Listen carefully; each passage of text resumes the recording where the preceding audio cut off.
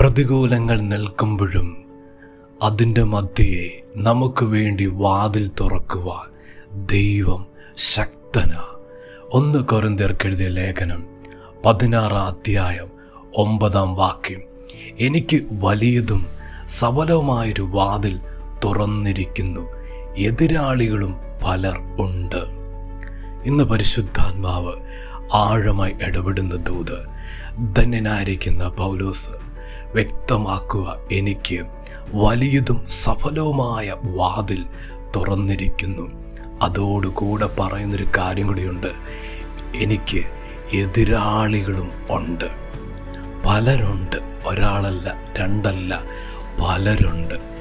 എതിരാളികൾ നിൽക്കുമ്പോഴും ദൈവത്തിന് സഫലമായൊരു വാതിൽ, വലിയൊരു വാതിൽ തുറക്കുവാൻ ദൈവം ശക്തനാ. ദൈവത്തിൻ്റെ പരിശുദ്ധാത്മാവ് പല കുടുംബങ്ങളെ നോക്കി ആഴമായി ദൂത് വെളിപ്പെടുത്തുക. ചില പ്രതികൂലത്തെ നോക്കുന്നില്ലേ? ഇതുപോലെ എതിർത്ത് നിൽക്കുന്നവരെ നോക്കുന്നില്ലേ? അവരെ കണ്ട് തലകുനിക്കുന്നത് പോലെ ഭയപ്പെടുന്നത് സാഹചര്യങ്ങൾ ജീവിതത്തിലില്ലേ? ഇന്ന് പരിശുദ്ധാത്മാവ് ദൂത് ഇടപെടുക. ബലപ്പെടട്ടെ, ധൈര്യപ്പെടട്ടെ. വചനം പറയുന്നു, ദാവീദ് വ്യക്തമാക്കുക, ശത്രുക്കൾ കാണുകയാണ് ദൈവം എനിക്ക് വിരുന്നൊരുക്കുന്നത്. ശത്രുവിനെ നീക്കിയിട്ടല്ല ദൈവം വിരുന്നൊരുക്കുന്നത്. നമ്മുടെ ദൈവം വലിയവനാണ്, നമ്മുടെ ദൈവം സർവശക്തനാണ്. ആ നിലയിൽ, ആ നിലവാരത്തിൽ കർത്താവിൻ്റെ മഹത്വം ദൈവം വെളിപ്പെടുത്താതിരിക്കത്തില്ല. അതുകൊണ്ടല്ലേ ദാവീദ് പറഞ്ഞത്, ശത്രുക്കൾ കാണുക നീ എനിക്ക് വിരുന്നൊരുക്കും. ശത്രുവിനെ നീക്കം ചെയ്തിട്ട് വിരുന്നല്ല ദൈവത്തിൻ്റെ പ്ലാൻ. ശത്രു നിൽക്കുമ്പോൾ തന്നെ ശത്രു കാണണം. ദൈവം ഭക്തർക്ക് വേണ്ടി, പ്രാർത്ഥിക്കുന്നവർക്ക് വേണ്ടി, ആരാധിക്കുന്നവർക്ക് വേണ്ടി വിരുന്നൊരുക്കുന്നത്. ഇന്ന് പരിശുദ്ധാത്മാവ് ആഴമായി ദൂത് വെളിപ്പെടുത്തുക. ഈ വചനം ഏറ്റെടുത്തു. ദൈവം ഒരുക്കുന്നുണ്ട്. ചിലത് നീക്കിയിട്ടല്ല, ചിലത് മാറ്റിയിട്ടല്ല, അവരുടെ മധ്യ തന്നെ ദൈവം ഒരുക്കാൻ പോവുക. അതല്ലേ ഫറവോൻ ജീവിച്ചിരിക്കുമ്പോൾ, ഫറവോൻ ആധിപത്യം പുലർത്തി നിൽക്കുമ്പോൾ, ഫറവോൻ രാജാവായി വാഴുമ്പോൾ ഇസ്രായേൽ ജനത്തെ വിടത്തില്ല എന്ന് പറഞ്ഞു. ദൈവം അവരെ ഫറവോൻ്റെ മുമ്പിൽ കൂടെ നടത്തിയില്ലേ? വിടത്തില്ല എന്ന് പറഞ്ഞ ഫറവോൻ്റെ മുമ്പാകെ തന്നെ ഇസ്രായേൽ ജനത്തെ സർവശക്തനായിരിക്കുന്ന ദൈവം പുറപ്പെടുവിച്ചില്ലേ?